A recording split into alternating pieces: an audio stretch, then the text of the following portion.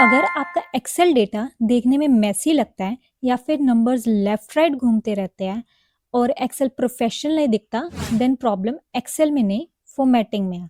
After this video your Excel sheets will look clean, readable and professional.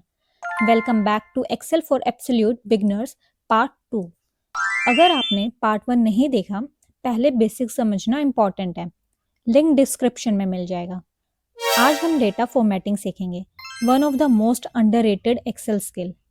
So the most confusing Excel concepts, the difference between text and number. ये दोनों देखने में same ही लगते हैं, लेकिन Excel के लिए सेम नहीं होते। अगर नंबर लेफ्ट साइड अलाइन होते हैं तो वो टेक्स्ट होता है, और अगर राइट साइड अलाइन होते हैं तो एक्सेल उसे नंबर समझता है। That's why sometimes formula don't work. Let me give you an example.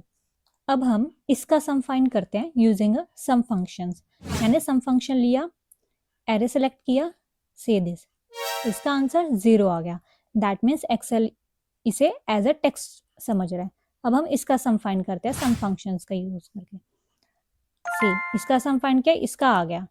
अब एक्सेल इसे एज अ नंबर ट्रीट कर रहा है। एक्सेल जो है इसको 0 इसलिए बता रहा है क्योंकि ये एज अ टेक्स्ट है और इसको एज अ नंबर ट्रीट कर रहा है। अब इसका सम फाइंड अगर आपको करना है तो पहले ये डेटा सेलेक्ट कर लो,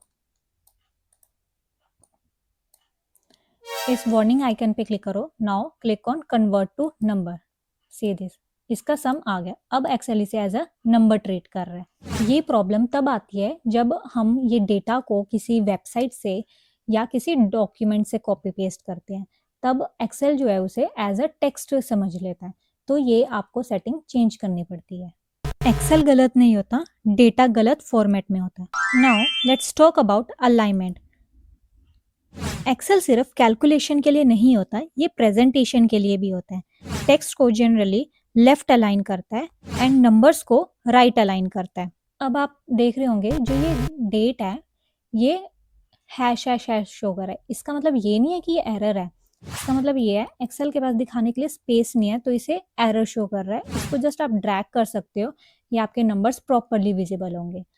और कॉलम की विड्थ एडजस्ट करने के लिए आप शॉर्टकट भी यूज कर सकते हो। For example, select your data by pressing Ctrl A.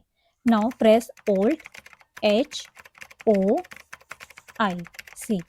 आपका डेटा ऑटोमेटिकली ऑटो फिट हो गया।